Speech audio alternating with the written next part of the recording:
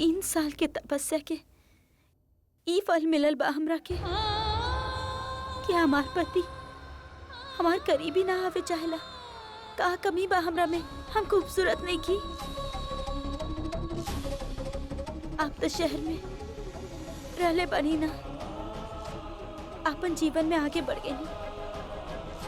बाकी हम तो आज भी तहार इंतजार कर रहल बानी। आप बताई मुकुंद जी हमरा के, आप हमरा के जैसे भी बोलब ना, हम शहरी औरतन के जैसे बन जाई। अपन ही लंबा बाल कटवा ले और हम अपन ही देहाती लिबास भी बदल दे, हम अपन पहचान बदल दे। मुकुंद जी बस एक बार आप हमरा के बोल दी, बता दी हम का करी। एक बार बता दी कि केसर तू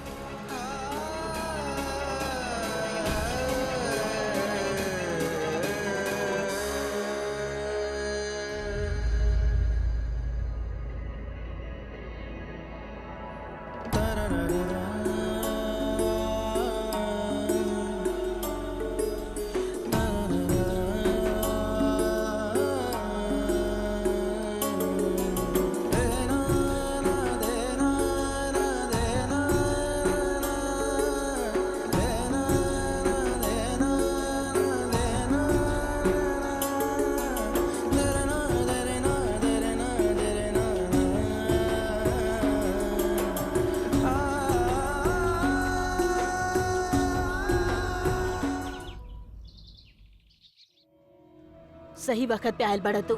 चला, देवी माँ के पूजा के वक्त हो गइल बा, चला। का बात बा बेटा जी? अपन माँ जी से कुछ बात करे चाहेला?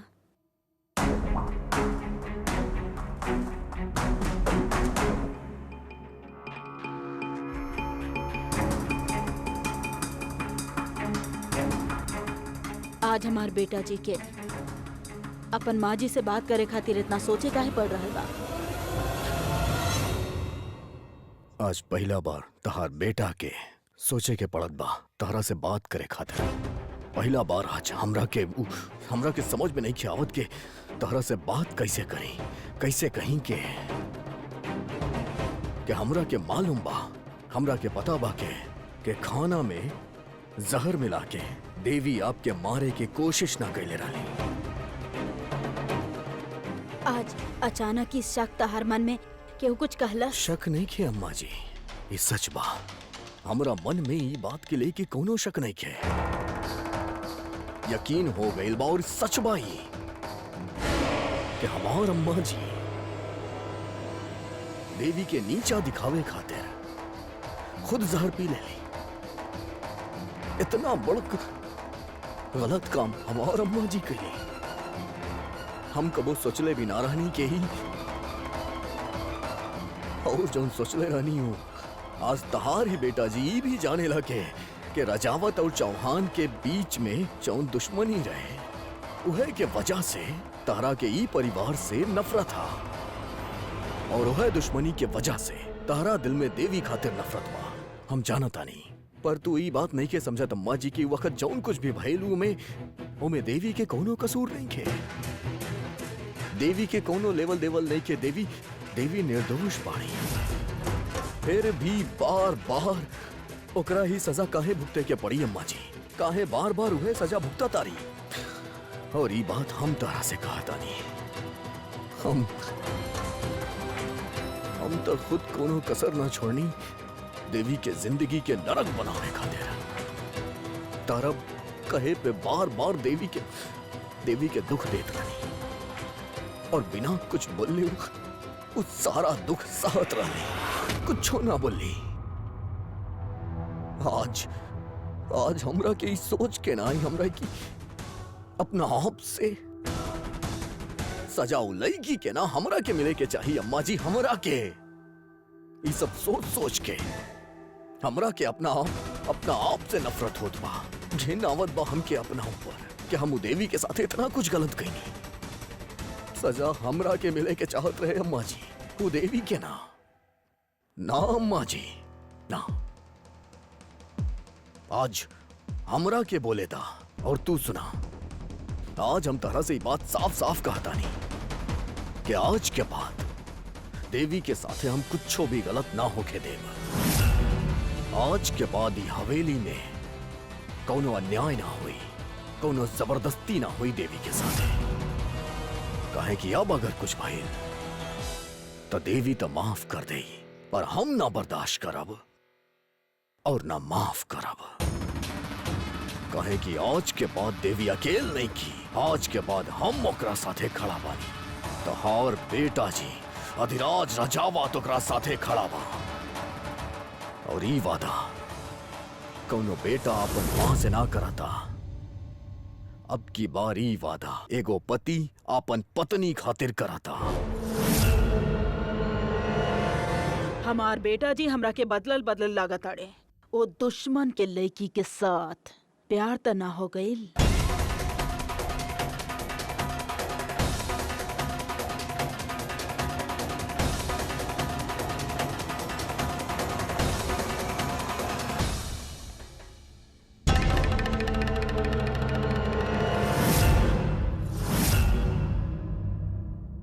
छोट काम ना बहुत बड़ काम बा। ई काम खातिर बैंक से 45 लाख रुपया निकाले के बा। अगर तारा से हो पाई तबे करिया। छोटा सा ही तो काम है भैया, आपसे इतना ना होता। गंदा काला धनिया के बेचेला? सब कुछ ना ना, बर्दाश्त अगला बार करेली, गलती के लेकिन कोनो गलती ना गुंजाइश ना बर्दाश्त होवे के करेली। चाहिए।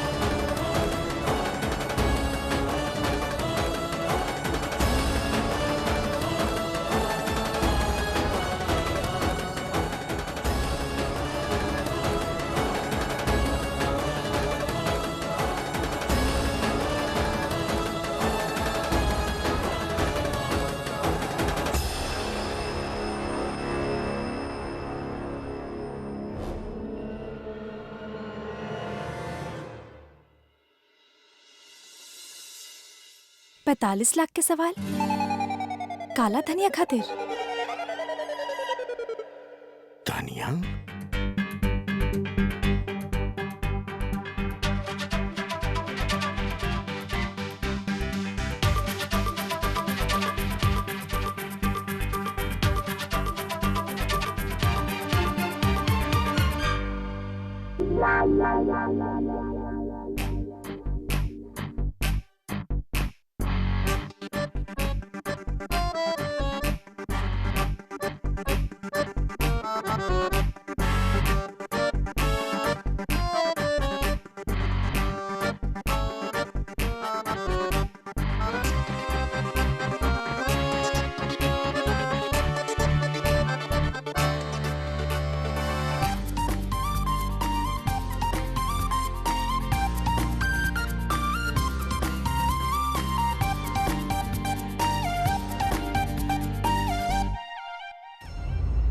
हाँ, हमारी बात ध्यान से सुना। तारा से जोन करनी ना,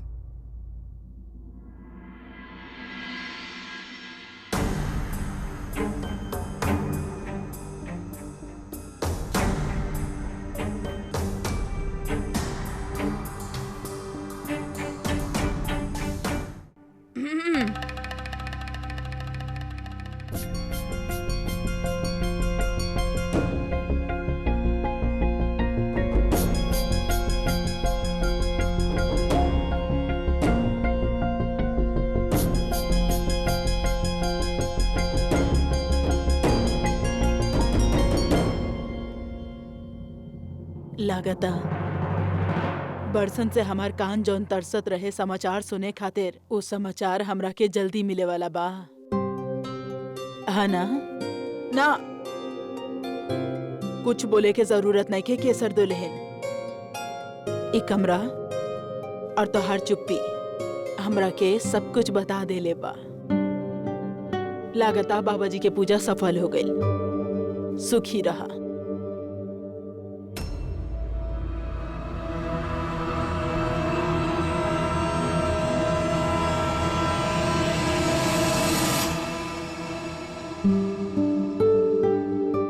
बहुत खुश है हम जेठानी जी।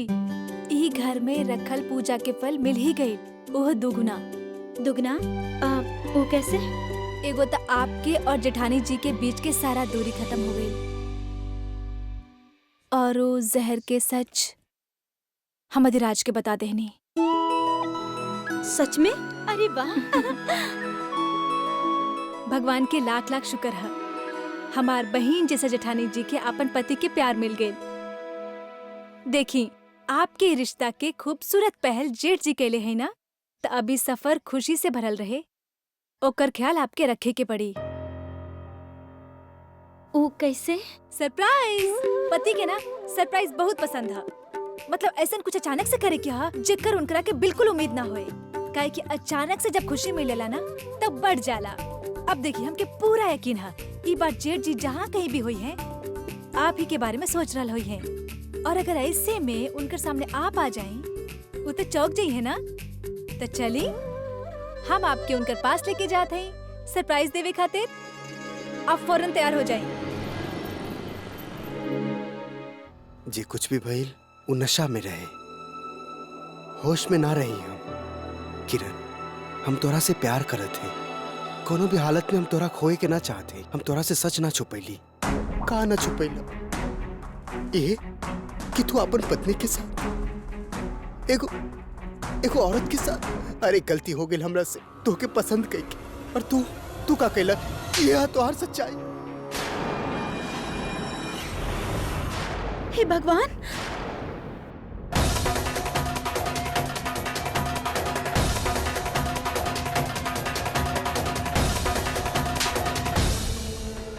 किरण, केसर,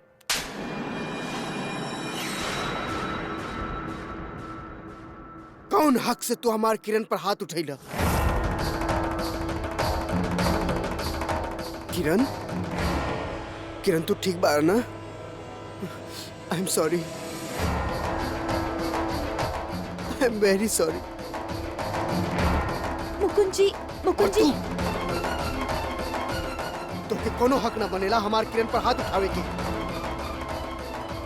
के तोरा के हक देले हमार किरण के बेइज्जती करे के? जवाब द।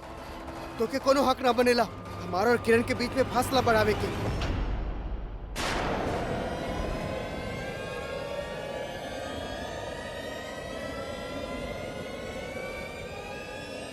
ये हमार सच है और ये हमार सच्चाई है, और हम अपन सारा जिंदगी किरण के साथ बितावल चाहते हैं। कोनो प्रॉब्लम?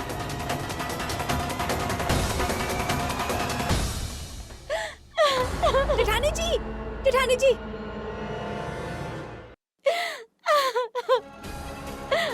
देवरानी जी, बियाह कैले रहले वो हमरा साथे। का बोल देले वो हमरा के? बस जेठानी जी, बस। आप नसीब के कोस के अब बिल्कुल आंसू ना बहाए। जी औरत हालात से हार जाली, ओकरे पास ही तकदीर के कोसे के अलावा और कोनो चारा ना होखेला। पर हम हार ना मानब। हाँ, हम अपन खुशी खुद ढूंढब, और देवी माँ भी है ना हमारे साथ। सब कुछ ठीक हो जाए जेठानी जी, सब कुछ ठीक हो जाए। जे कुछ भी गलत भइल अब सब सही हो जाए।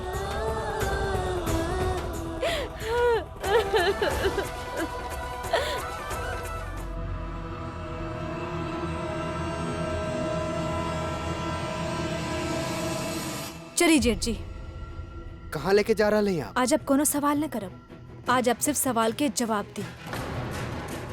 उस सवाल के जवाब जो आपके बहुत पहले देवे के चाहिए रहे, हमके ना उनकरा जकराई जाने के हक रहे। चली। भाभी जी, भाभी जी हमके कहाँ ले जा रहे? भाभी जी, भाभी जी हमार बात सुनी, कहाँ ले जा रहे हमके? भाभी जी हमार बात सुनी।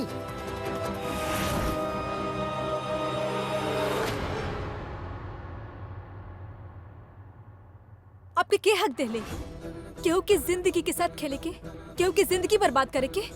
आपके का लागल आप शहर चल जाए और आराम से जिंदगी जियब?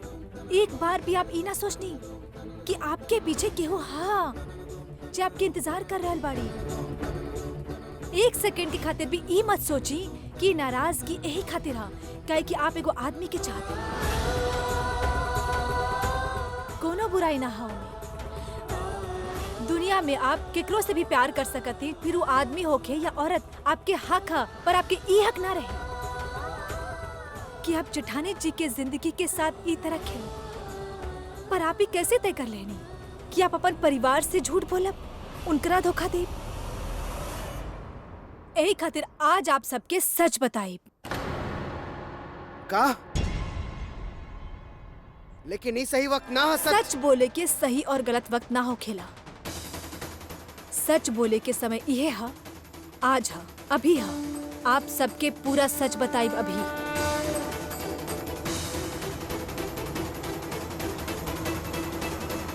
जी जी भाभी जी। रुक जा मुकुंद, इका बेवकूफी करे जा रहल बारा तू? भाभी जी सही कहती है।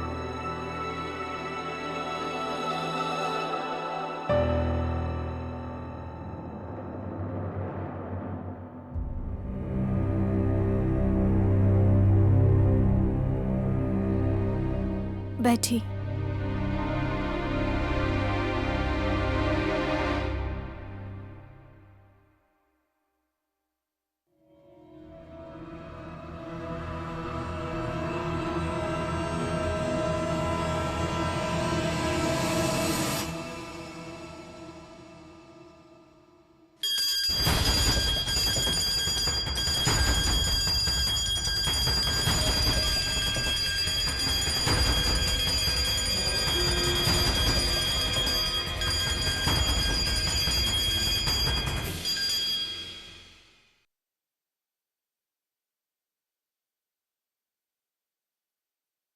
आज मुकुंद जेठ जी आप सबसे कुछ कहे के चाहत हैं। देखिए, घबराई मत। आज आपके साथ आपके भगवान हैं। काहे कि भगवान हमेशा सच के साथ हो खेले, और आज आप अपन जिंदगी के सबसे बड़ सच बतावे वाला हैं। वो केहू और के ना, आपन के।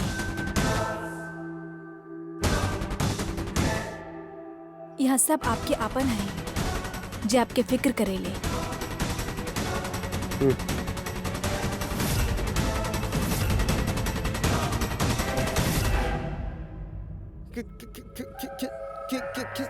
कौन सच के बात कर रहे हैं आप? हम कोनो बात के ना जाने ले? कैसन बात करत हैं आप भाभी जी? आप ना जानत हैं? कोनो बात ना, हम जानत हैं, हमके पता है। भाभी जी भाभी जी, अब हम बताइब आपके सच। हम जानत रही भाभी जी कि डर जाई सच बतावत बतावत। शुक्र है भगवान के कि आपके पति ठीक भी है। अब जाई, जाके उनकरा से मिल ली। आज ना सच बोल के तू हमारे शक के यकीन में बदल देला।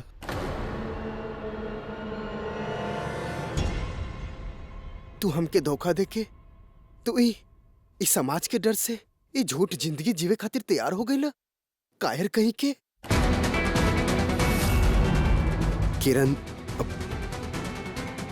किरण अभी तो जा यहाँ से। हम सब कुछ तोरा के बाद में समझाए। प्लीज तू जा यहाँ से। जा जा जा जा जा।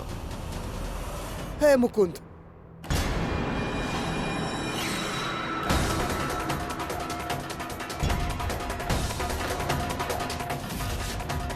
अगर तू हमार न भइला तो हम तोरा केहू और के भी ना होवे थे। केहू आगे ना बढ़ी। अगर केहू आगे बढ़े के कोशिश कैला तो हम गोली मार दे। देखिए, आप जे कुछ भी कर रही बहुत गलत है। आप एक बार सुनाई ना देले आपके? केहू आगे ना बढ़ी। कितना मुश्किल है आप लोग की समझावत। मुकुंद, तू सिर्फ हमार बाड़ा, सिर्फ हमार। इनका खातिर तू हमरा के छोड़ दे बा। मुकुंद, हम तोहरा के सच में पसंद करत है, और तू ही नकली या खोखला समाज खातिर। बंदूक नीचा रखा किरण। ना अपनाई तोहरा सच के। ना मुकुंद, ना।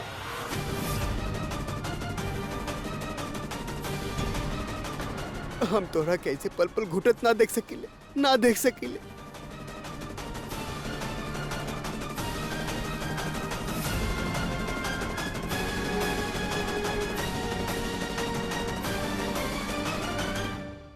लड़का। ए!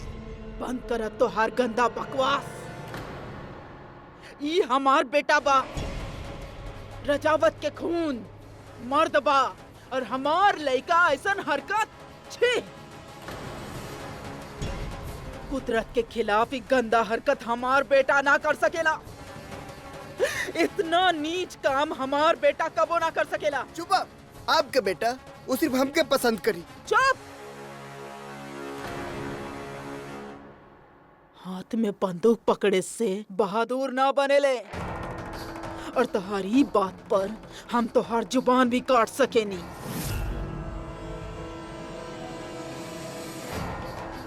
पैसा खातिर ई सब कर रहल बारा तू? तोहार भलाई यही में बा कि ऐजा से चल जा, वरना ऐसन मौत देब कि चील कौवा तारा के नोच ली है।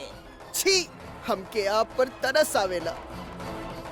अरे आप अपन बेटा के कबो न समझ पाई। अरे आप लोग के वजह से आज हमार समाज खोखला है।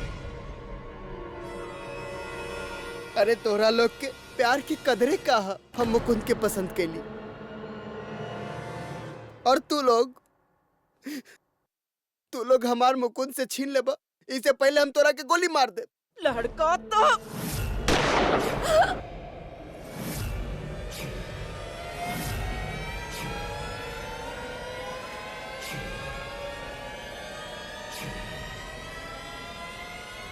किरण, तू का कहला? चला यहाँ से। देवी,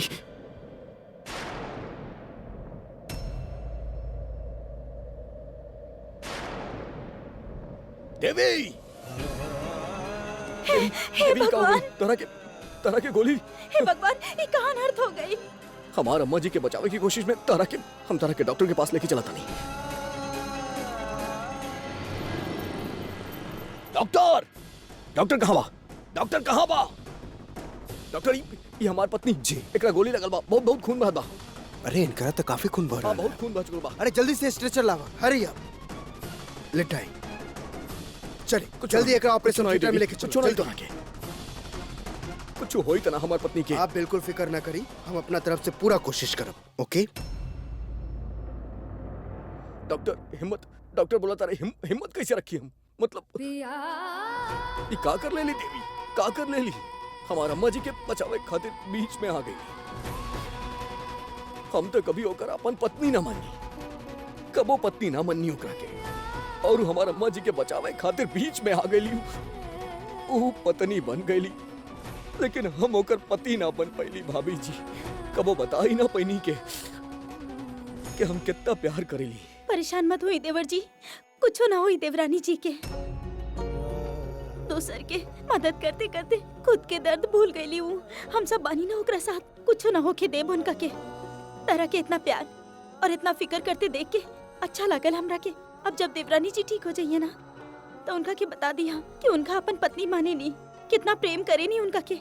बता दे उनका के।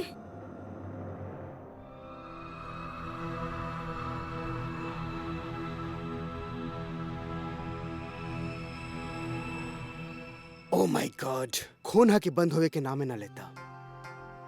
यह दवा के असर के वजह से उनकरा पाँव में सूजन आ गई, और उनका पाँव में ठीक वैसने सूजन है जैसे सूजन कोनो गर्भवती महिला के पाँव में रहेले। कुछ समझ में ना आ रहा।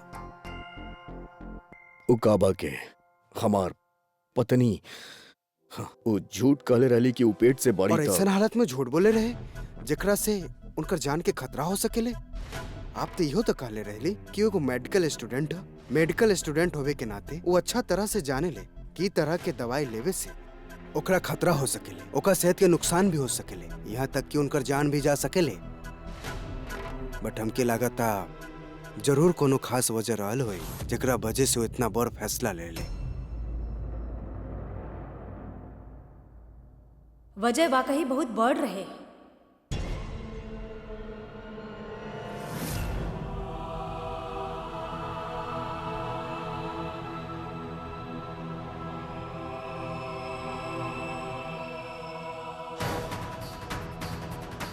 जाने के ना चाहबा का वजह रहे?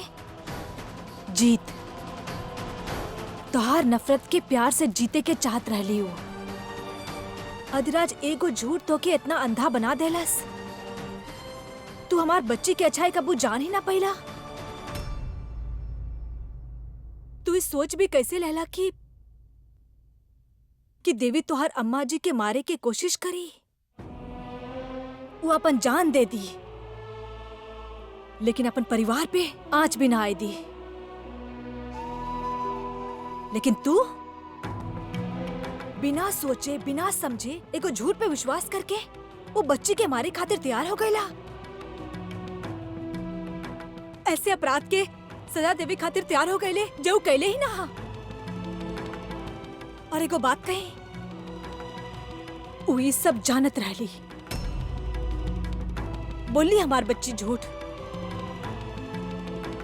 बोली वो झूठ, लेकिन का तू एक बार भी वजह जानने की कोशिश कैला ना। ये झूठ के सहारा लेके वो तो हर नफरत के अपन प्यार में बदले के चाहत रहली। तो के तो हर प्यार के तो के भावनाओं के एहसास दिलावे के चाहत रहली। तो हर प्यार जीते के चाहत रहली, अपन पिया के जीते के चाहत रहली। और तू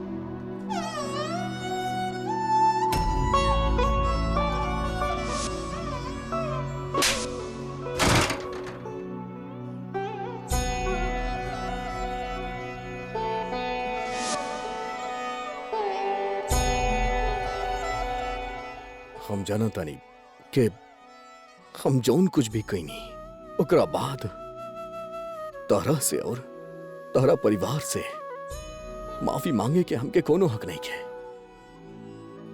हमू हक खो चुकल बानी।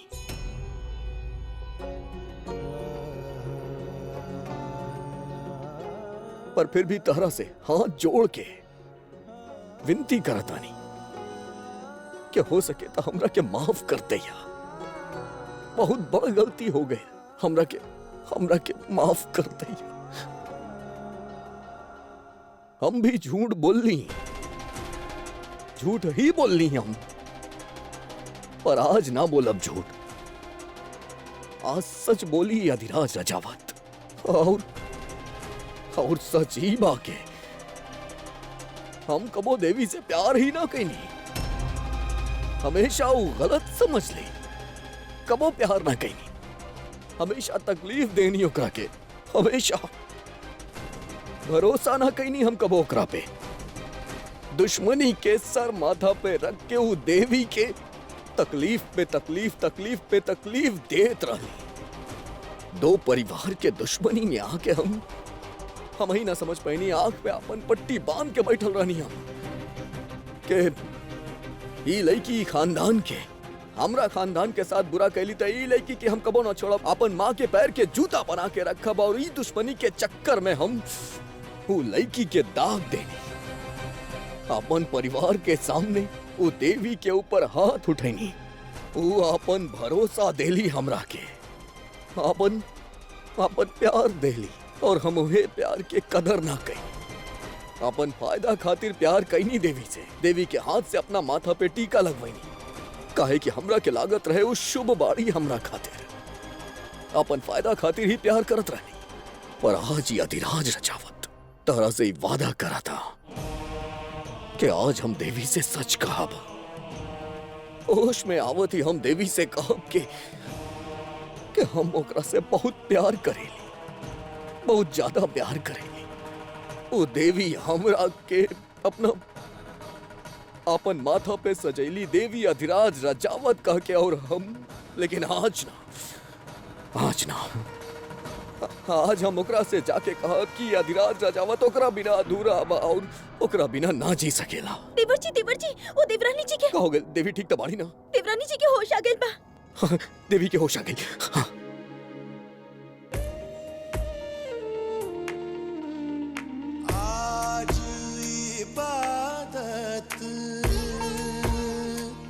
आज इबादत रूबरू हो गए, जो मांगी थी, जो मांगी थी, उस दुआ से गुफ्तगू हो गए। मेरे मौला, मेरे मौला, मेरे मौला, मेरे ई अधिराज रजावत अम्मा जी कैसा नहीं?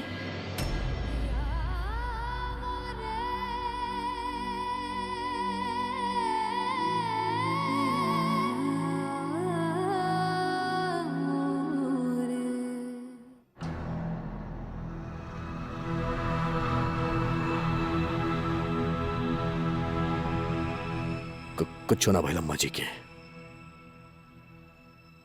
अम्मा जी बिल्कुल ठीक बाणी।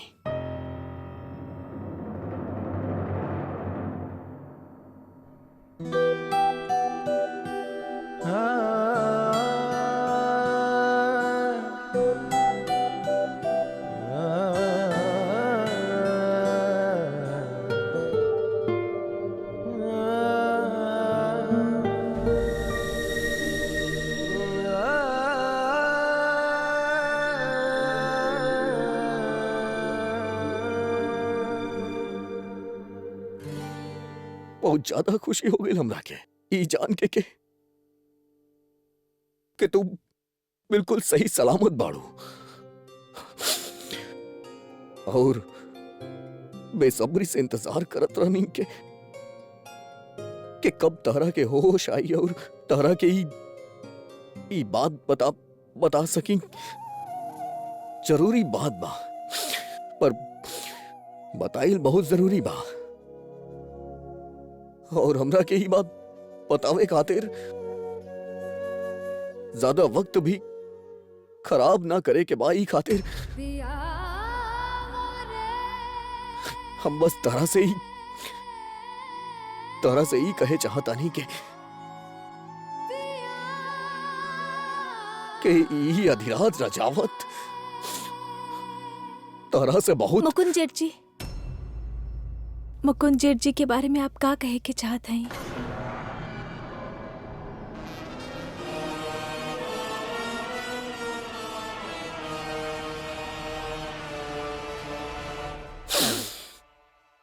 उनकरा बारे में हमके कुछ ना सुने के बा। वो हमार भाई कहलाए के लायक नहीं के। हमके ना बात करे के बा। मर्दानगी केकरा कहल जाला?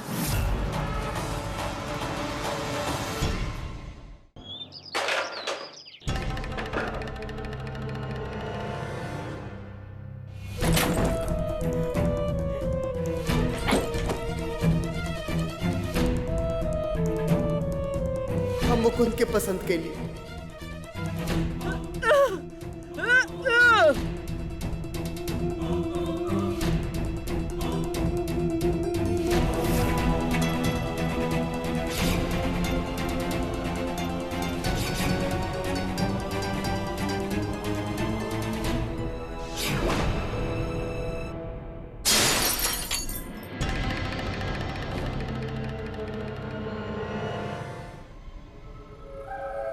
हमार लड़का, हमार खून और इतना नीच हरकत।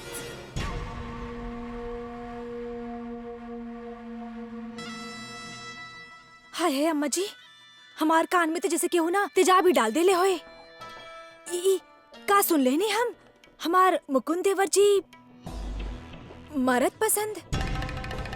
हम तो ना सपना में भी ना सोच सकत है अम्मा जी कि एगो माँ के अपन बेटा के बारे में ऐसन खबर मिले। आप पे का बीत रहल बा ई तो भगवान ही जानी ले। ऐसे चुप ना रही, कुछ बोली तो हर जे चुप्पी है ना हमार खून सुखा रहल हा, हमार कलेजा बैठल जा रहल बा ई सोच के कि अब का करे वाला है आप।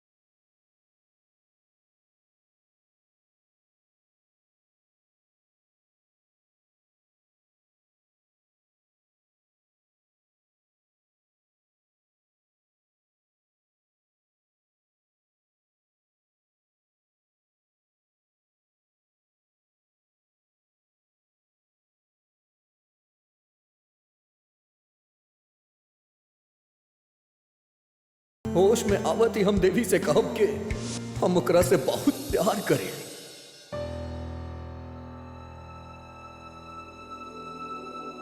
सिर्फ एगो औरत के साथ शादी करे से मर्दानगी साबित ना होखेला।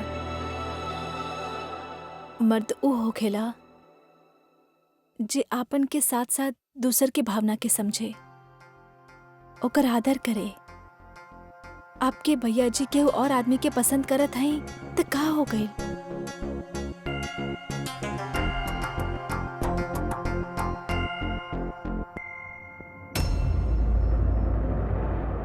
तोरा के कैसे समझाई कि इस समाज का कही कैसे समझाई? कौन समाज की बात कर रहे हैं आप? कैसे समाज? वो समाज जो पता ना आपके भैया जी जैसे कितना लोग के आपन पहचान छुपावे खातिर मजबूर करा था।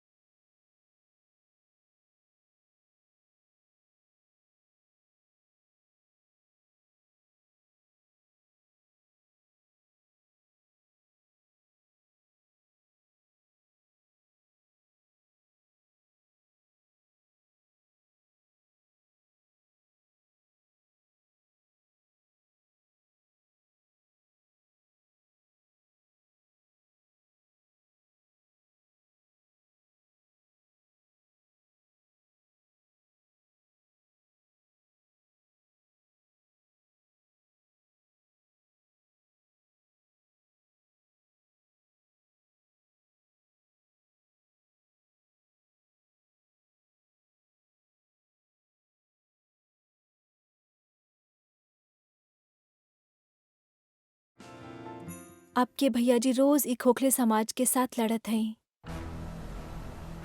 ओमे अगर उनकर परिवार ओकर भाई ओकर साथ ना दे का करिए ऊ? अधिराज ई वक्त था उनकर अपन पहचान के साथ अपनावे के। ई वक्त आप पे बहुत बड़ जिम्मेदारी है अधिराज। ना है सिर्फ जेठ जी के पर जेठानी जी के भी। समय और नसीब भी उनकरा साथ बहुत नाइंसाफी कैले हा। 3 साल से बिना कोनो स्वार्थ जे रिश्ता के इंतजार करत रहनी हो, वो ना कबो उनकर रहे ना होई। का हम आपसे कुछ मांग सकत हैं?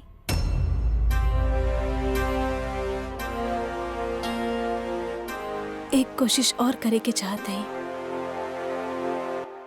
जेठ जी और जेठानी जी के रिश्ता के सुधारे के।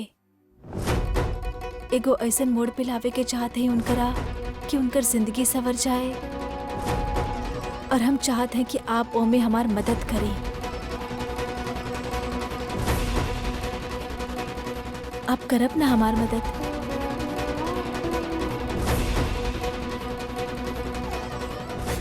आप हमारी बात सुनी अधिराज। पागल हो गल बड़ा तू। का कले तू वहां पर गोली चला देला? जब हम तोरा कहले रही कि हम सबसे बात करब, हम सबके समझाई, फिर काहे गोली मार ओकरा? आदि हमार छोट भाई है, ओकरा समझैती वो मान जाए, और माई रही है नाराज तनी देर, फिर मान जाही। हमरा में जान बसेला, ओकर खून है, हम ओकर प्यार करेला उ हमरा से।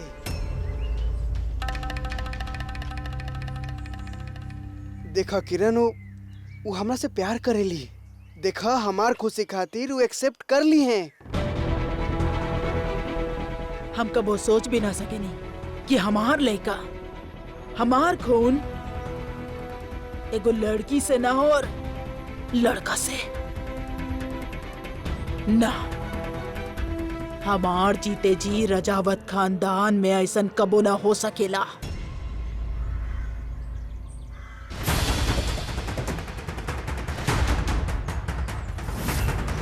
देखा हम बात करब माई से। चला बात करते हैं उनकरा से। चला नाम खुद ना।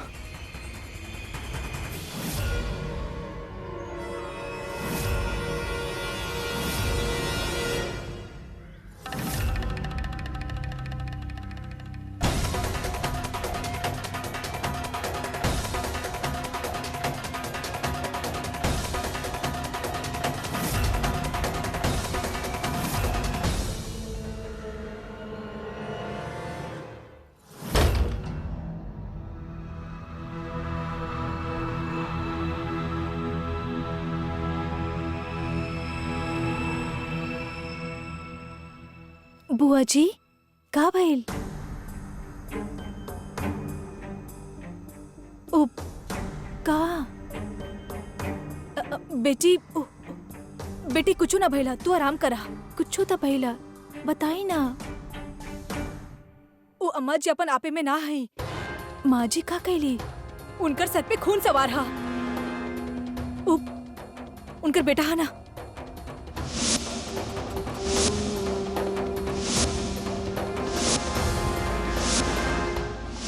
ना ऐसे ना होवे के दे सकते हम। ये तू का करल हो? बुआ जी हमके जाए के पड़ी। बुआ जी ऐसे मत करा। बुआ जी इतना बड़ा पाप ना होवे के दे सकते हम। तू ना हिल सकेलू बेटी, वक्त बहुत कम है। बुआ जी बेटी रुक जा। बुआ जी हमके जाए के ही पड़ी। बुआ जी इतना बड़ा पाप ना होवे के दे सकते हम। बेटी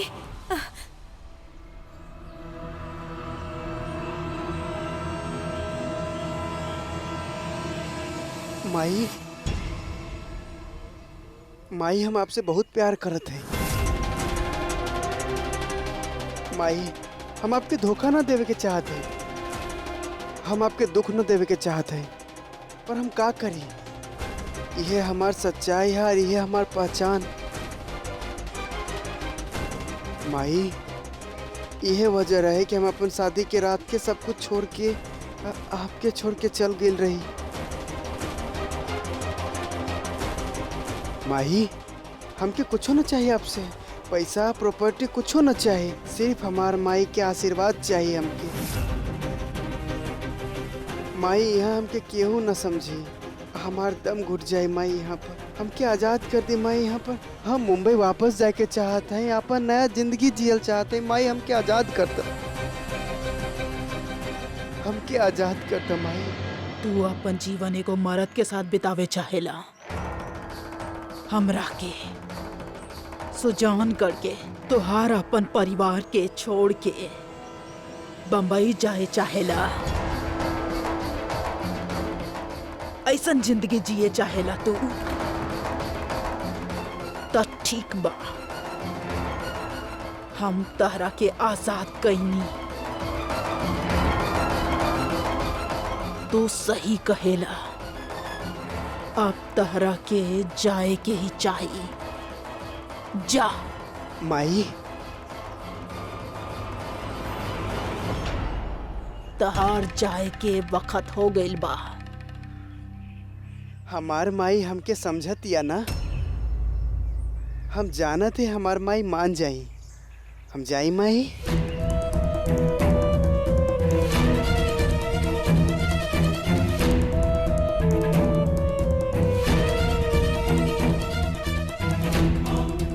किरण, किरण, हम का कहले रही? माई हमार बात मान जाई है। माई हमरा से बहुत प्यार करी ले।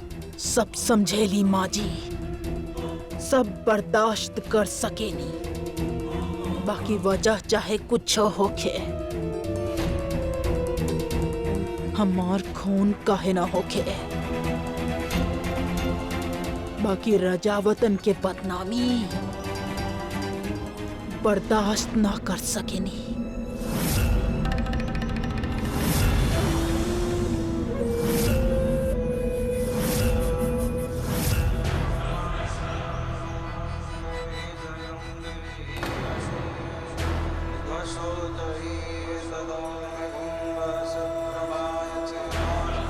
अब सब ठीक हो जाई। अम्मा जी, अम्मा जी,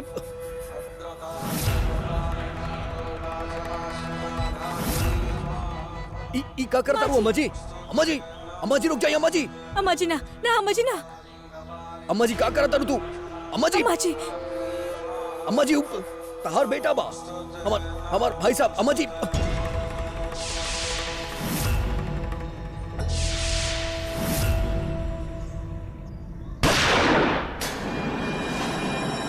माई,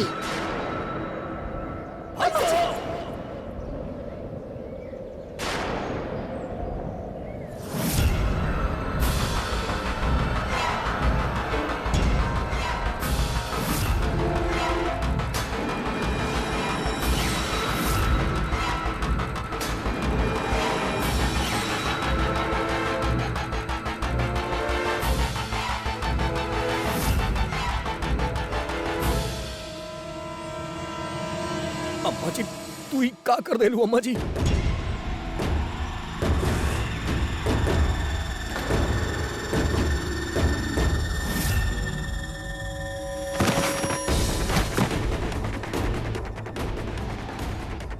किरण, किरण, किरण, तोके कुछ ना हो सकेला। माई, माई का केले तू? किरण के मार देला। किरण, किरण, माई, माई, आप किरण के काहे मार ली? हमरा के कहीं मुंह दिखावे लायक ना छोड़ला तू। समाज थू की तहरा पे, हमरा पे और रजावत खानदान पे, और ई हम कबो ना होके दे। हमार जीते जी कबो ना होके दे। चाहे तू हमरा खून से सींचल हमारा औलाद काहे ना होके।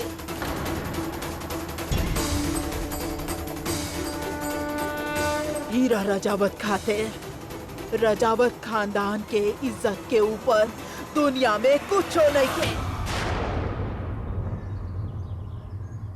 और तू रजावत खानदान के नाम पे कलंक बा।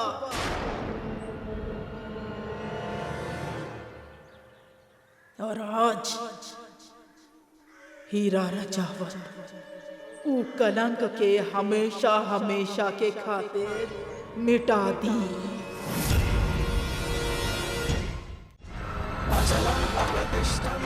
माई, अम्मा जी का करता तू? ना माई,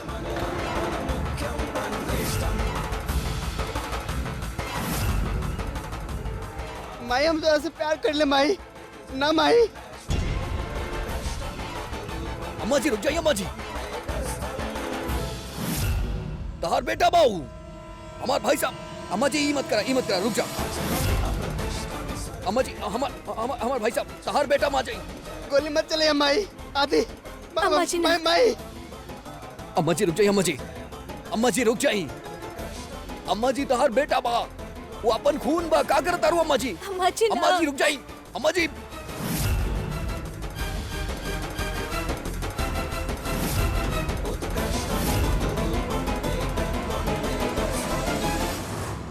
अपन माँ जी के छोड़ के कहाँ चल गए रहला। अब तो आगे बढ़े, हम कहीं ना जाए देवता हरा के। हाँ माई हम कहीं ना जाए। हमरा खातिर तो शुभ दिन हुए हो जब हमार गोद में हमार लड़का के वारिस खेली।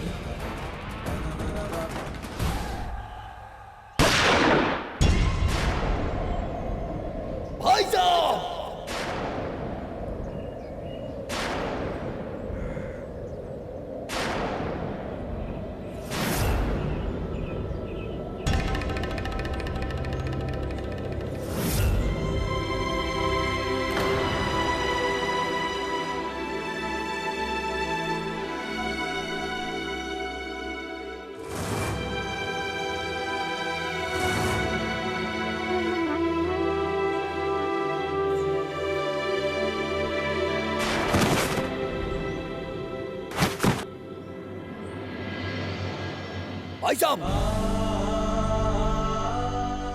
भाई साहब भाई साहब भाई साहब ई का हो गई। भाई साहब ई का कर देलू तू अम्मा जी।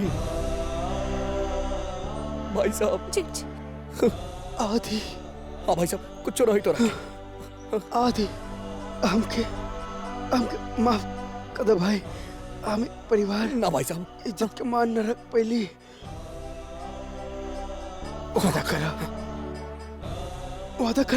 वादा करा हमरा से। केसर के ध्यान रखबा। हाँ भाई साहब पर ई तरह के कुछ ना होई।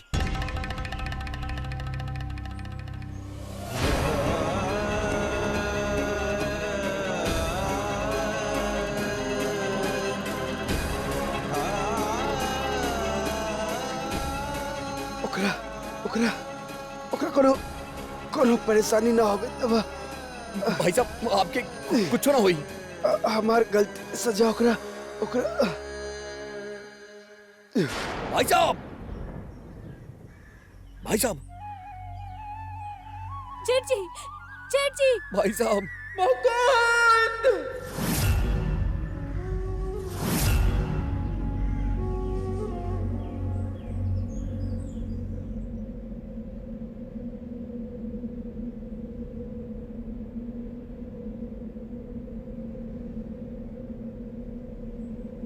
कोनो हाल ना रहे अम्मा जी।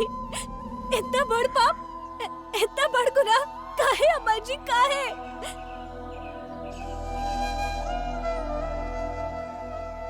काहे कहनी आपी? ई तू का कर देलू अम्मा जी।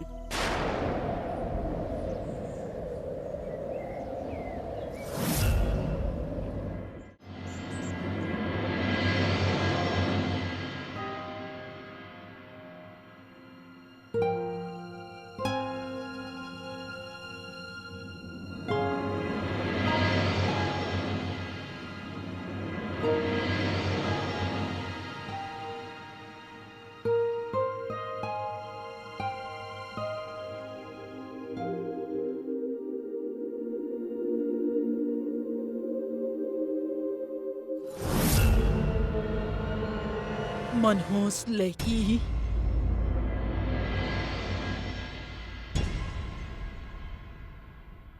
हटावा तो हार हाथ।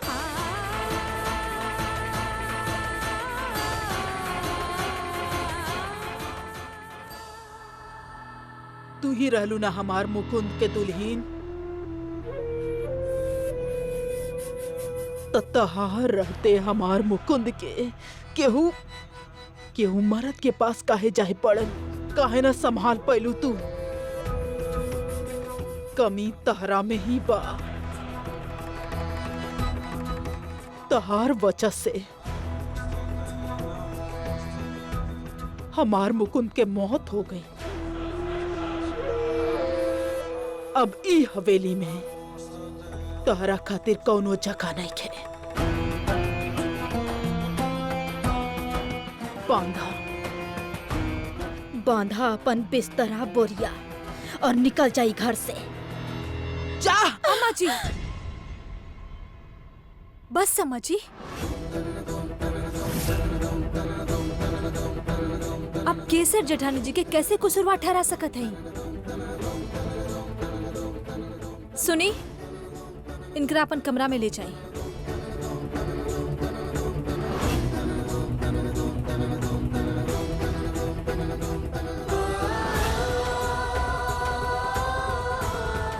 गलती ना तक केसर जेठानी जी की है और ना ही मुकुंद जेठ जी के रहे। गलती आपके है अम्मा जी। हमार बस चले तो पुलिस के सब सच बता दी और आपके गलती की सजा दिलवाई। पर हमार पति हमके कसम दे ले मुकुंद जेठ जी और उनका दोस्त की मौत वो दोनों के बीच गुस्सा में भइल एगो दुर्घटना बता के बात के दबा देल गई। और रहल बात केसर जेठानी जी के, ई हवेली में बहुत दुख और दर्द सह चुकल हैं यूं। अब उनकरा हर दर्द से आजाद कर देवे के चाहिए। हमके लागत था कि एगो अच्छा सा घर देके के उनकर शादी करवा देवे के चाहिए। कम से कम उनकर आगे की जिंदगी तक खुशी खुशी बीते। पर देवी, ई गांव हा, शहर नहीं खे। शहर में ये सब बात होत होई। और सुजानगढ़ में रजावत खानदान के पत्नी के हाथ के थामी।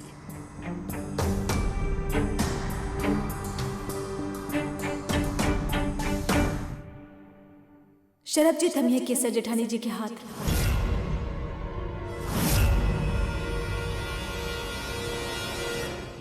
शरद? वो कैसे?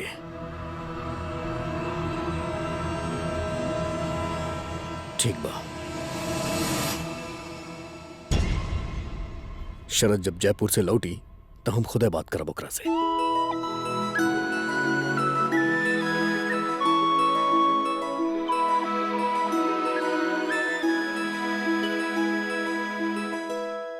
आज तो आपके खातिर हमार दिल में इज्जत और भी बढ़ गई। मतलब आप अपन परिवार के इज्जत बचावे के खातिर अपन खून के बलिदान दे देली।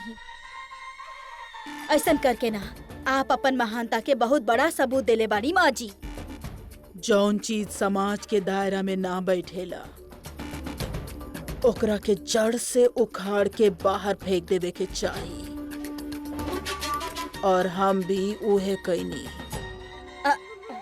16 आना सच कहनी माँ जी। बाकी माँ जी हमरा ये बताई कि एगो विधवा दुल्हन के दोसर बियाह कइल कई समाज के दायरा में बैठेला, बताई हमरा के। ढोलकी,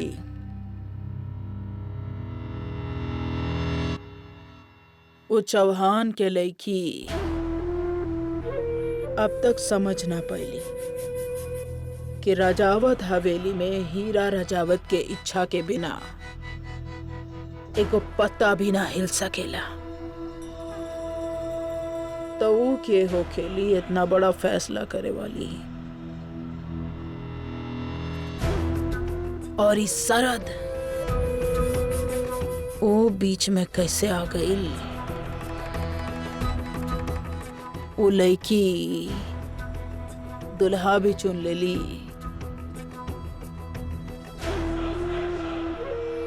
बाकी वो जाने ली ना, राजावत हवेली में दुल्हन के फैसला राजावत लेवेले, चौहान ना। इत बहुत बढ़िया बोले बानी माँ जी। एक तीर से दूगो शिकार करेगे।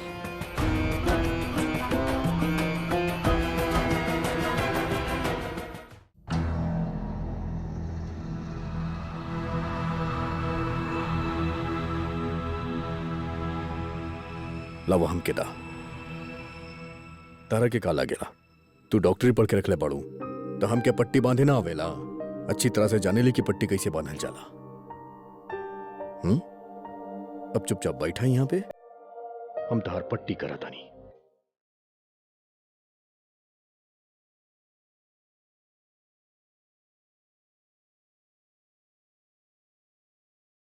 तू दवाई लगा ले लो।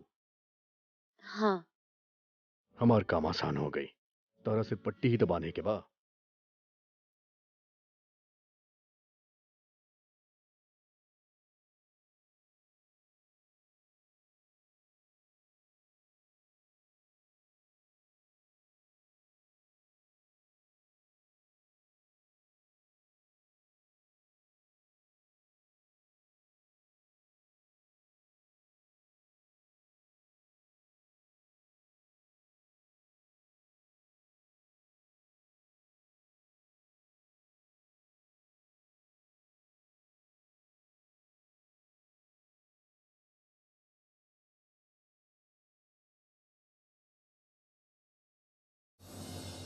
हमरा तो ई समझ में नहीं आवत के तू सबके ख्याल रखे लो, पूरा परिवार के ख्याल रखे लो, हर केहू के तकलीफ के बारे में सोचे लो।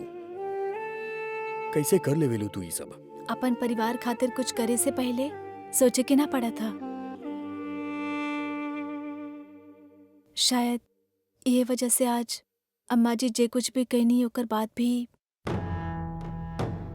जे भी होए अम्मा जी के ऐसन कदम ना उठावे के चाहे रहे। हम तो हर बात समझ सकेली देवी, अच्छा तरह से समझ सकेली, और तोहरा के भी बात समझे के पड़ी कि जौन हाथ हमके आशीर्वाद दे ले, जे हाथ हमके चले सिखैले, जे हाथ हमके खाना खिलैलस, ओकरा हम हथकड़ी में कैसे देख सकेली?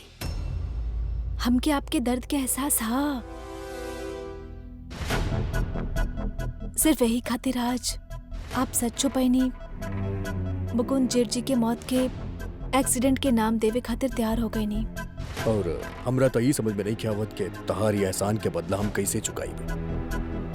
आपन ही परिवार पे क्यों आसान करेला का? पहले हमारा आंख पे नफरत के पट्टी बंधल रहे और तू अपन प्यार से वो पट्टी के खोल दे लो और हमरा की प्यार के मतलब सिखाइलू। ई बात खातिर तरह से एक है चीज कहा, शुक्रिया। देवी, देवी, का भेल बुआ जी? आप लोग न्यूज़ देखनी? ना, का हो गए? हम रिकॉर्ड कैले हैं। 1 मिनट। मुकुंद रजावत और उनकर दोस्त किरण के कत्ल के आरोप में पुलिस रजावत परिवार के करीबी माने जाए वाला शरद नाम के व्यक्ति के गिरफ्तार कैले बड़ी। शरद? हमने के अपन सूत्र से पता चलल बा कि शरद मुकुंद रजावत के पत्नी से मने मन प्यार करत रहले और उनका पावे खातिर पहले उनकर कत्ल कैले और फिर ओकरा के दुर्घटना के रूप देवे की कोशिश भी कैले। कि हम निर्दोष है, हम कुछ न कहले हैं। अरे भाई आप फोन कर लेते लेके जाएगा ना पड़िया। सर हमने के बताई सर की का भइल रहे सर। देखिए हम बिल्कुल निर्दोष सर हैं। बोली। ये सब हमरा के फसावत अड़े। सर आपके सच बतावे के पड़ी, बताई सर। समझते सर बताई कि आखिर भइल का रहे। आपके बताई नहीं ना, हम निर्दोष हैं। हमके फसाइल जा रहा है। सर आप और का बोले चाहब? सर बोली जैसा कि आप अभी अभी देखनी कि शरद करल बाड़ी की वो निर्दोष बाड़ी। अब आगे पुलिस के जांच ही हमने के बताई कि आखिर सच का बा। शरद? शरद के कैसे? ना, एगो निर्दोष पे इतना बड़ा इल्जाम। भगवान के नजर में ये सबसे बड़ा अपराध है। अपराध नहीं, पाप है।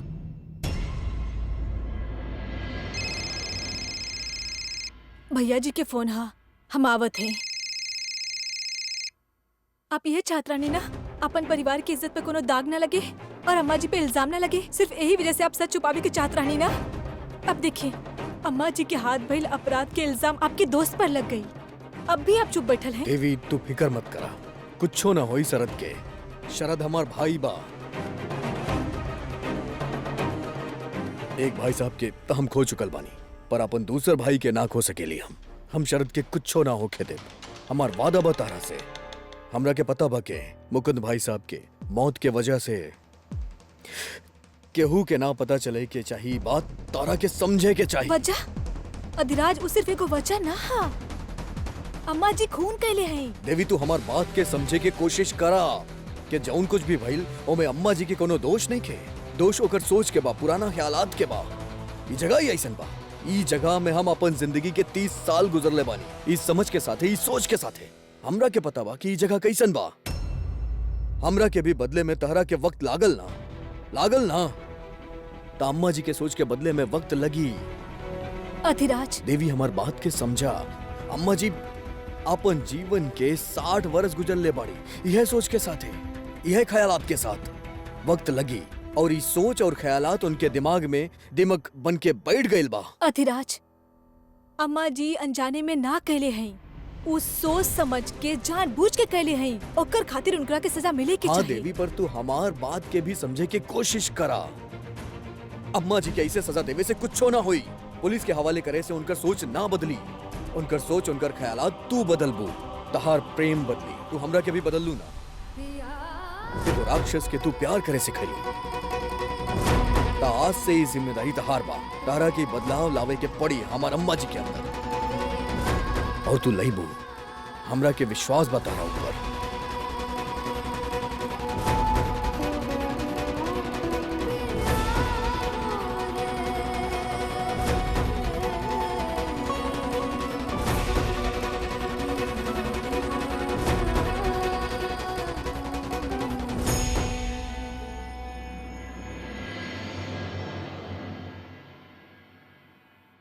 बाबूजी, काल तक हम जो न लड़की के हम अपन और अपन परिवार के दुश्मन मानत रहनी, उ लड़की ना हमार पत्नी हिया। अब वक्त आ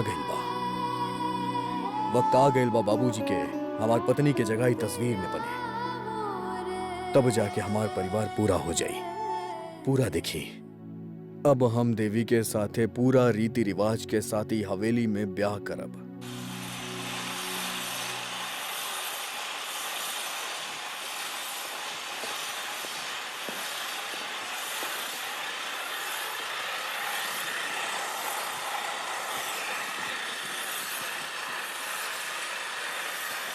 ये लड़की हमरा के कहीं नुकसान पहुंचावे तो ना चाहेली।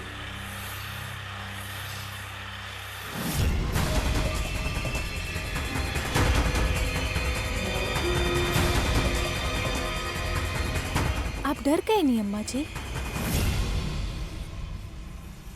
घबराई मत, हम आपके जैसा ना हैं। समाज में अपन नाम के झूठा शान बनाए रखे खातिर आपन ही खून के बिना कोनो झिझक के बहा दी। लड़की, तोहारी बकवास से हमरा के कौनो फर्क ना पड़ेला।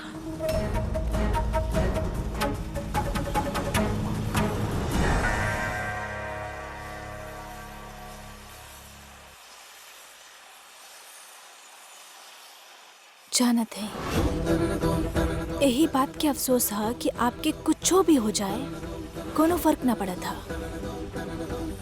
आपके बेटा के तो आपके अपराध में भी दोष ना दिखा था, और आपके तो अपन बेटा के नेक काम में भी दोष ही दिखा था।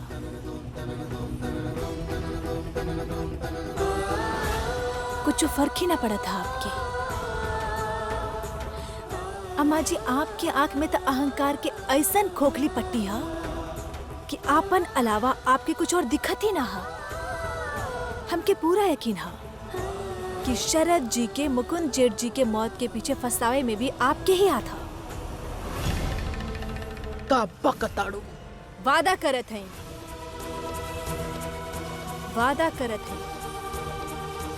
कि केसर जेठानी जी के शादी हम करवा के ही रहा। दिन गिने के शुरू करती अम्मा जी। 25 दिन तक हम ये हवेली में हैं, और हमार वादा पूरा कइल बिना हम केहू ना जाए। केसर जेठानी जी के तापन खूबसूरती पर से भी विश्वास उठ गई है, पर उनकर ये टूटल विश्वास के हम जोड़े। उनकरा एगो अच्छा जीवन साथी जरूर मिली।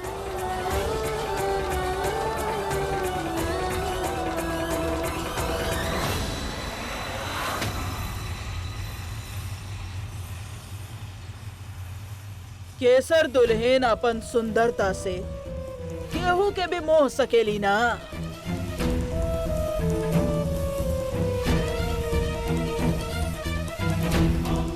बाकी अगर ओकर सुंदरता ही ना रहल त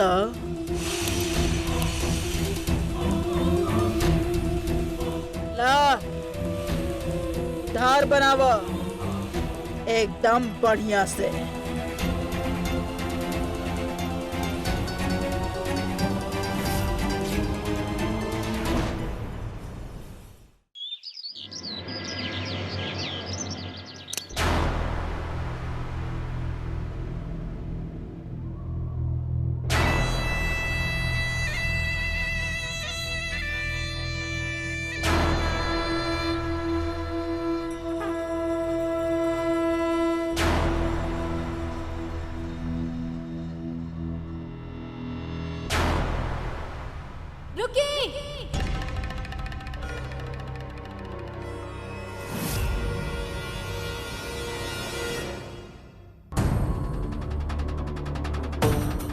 ये सब का चल रहा है यहाँ पर? का कर रहा है यहाँ? छोड़िए एकरा। बदतमीज लड़की, ए तरह बीच में रस्म के रोक रहल बाड़ू। बरसन से यहाँ जौन होखत आ रहल बा उहे होई ना।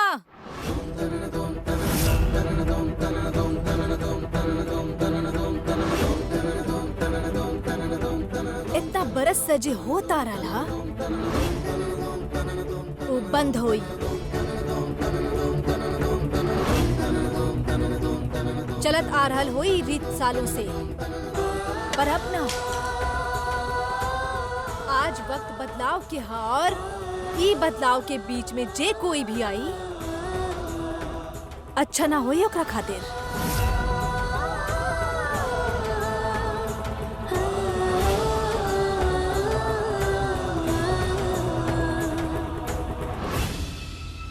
आज अगर केसर जेठानी जी के बाल भी बांका भइल त कल पूरा दुनिया के ई पता चल जाए कि हीरा रजावत खुद अपन बेटा के मारनी।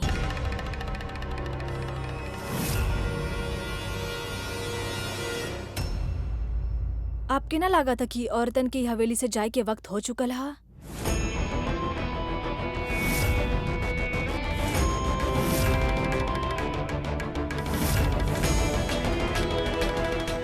आप लोग जाएं,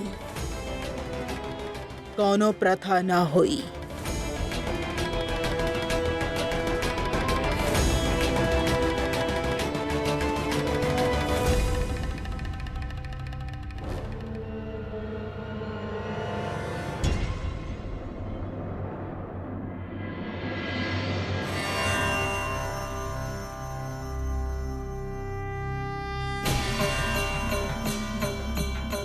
देवरानी जी,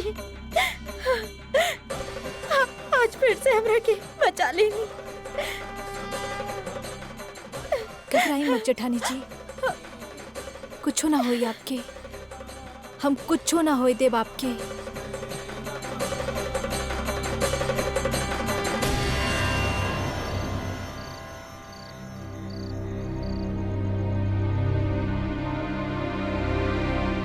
देवी अधिराज से बहुत प्यार करेली।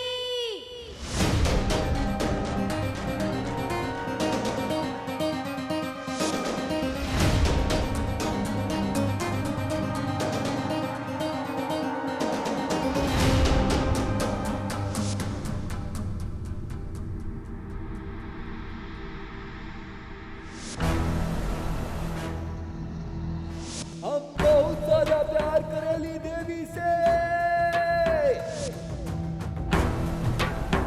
कहाँ लगा था आपके रिश्ता इतना आसानी से टूटे खातिर बनेला? हम आपसे बहुत प्यार करते हैं अधिराज, बहुत प्यार करते हैं।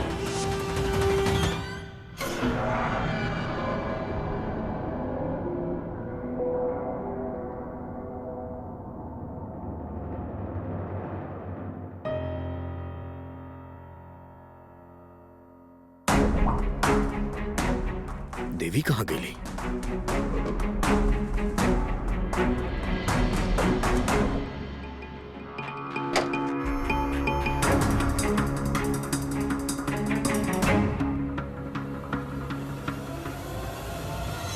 आपन किस्मत के रुख तू कौना तरफ मोड़ ले ले अधिराज। दिल के साफ और नेक पत्नी मिलल रहली, पर ओकर अच्छाई तो देख ना पहिले, कबो तू ओकर कदर ना कैले। पर ओकरा बावजूद भी हमार मुश्किल घड़ी में हमरा के सहारा देता रही। आज अधिराज राजावत के वादा बा तारा से ही देवी, तारा के फिर से आपन पत्नी बनाईब। पिछली बार न तहार इज्जत कैनी ना रसम कैनी, पर ई बार सब अलग हुई।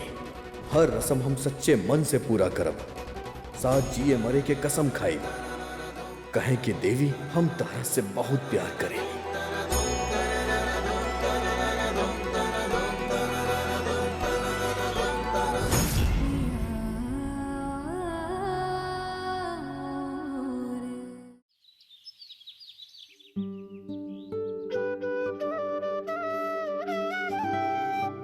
गुड मॉर्निंग जेठानी जी।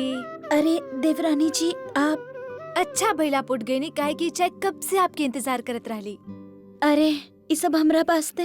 आप श्श, पहले आप अपन बेड टी ली।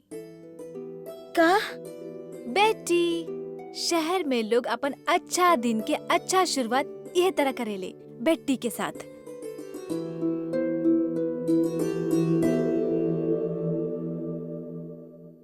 जेठानी जी, आपसे एगो जरूरी बात करे के चाहत रानी।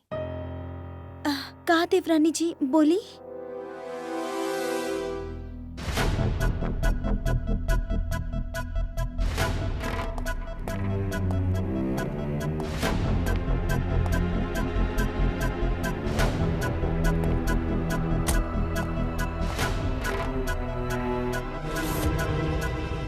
जेठानी जी, मुकुंद जेठ जी के मौत के पीछे केकर हाथ था का आप जानत हैं? मालूम बा हमरा के, हम कबो सपना में भी ना सोच ले रहनी कि शरद जी इतना बड़ा अपराध कैसे कर सकेली। शरद जी बेगुनाह हैं। मुकुंद जेठ जी की हत्या के पीछे चक्कर हाथ था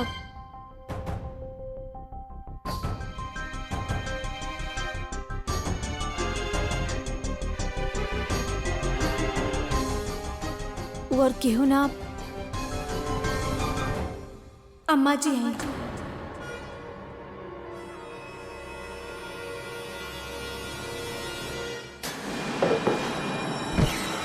जेठानी जी, जेठानी जी, जेठानी जी, क्या हो गया आपके? जेठानी जी, कैसे जेठानी जी? जेठानी जी, जेठानी जी आँख खोली। जेठानी जी, जेठानी जी, जेठानी जी आँख खोली ना।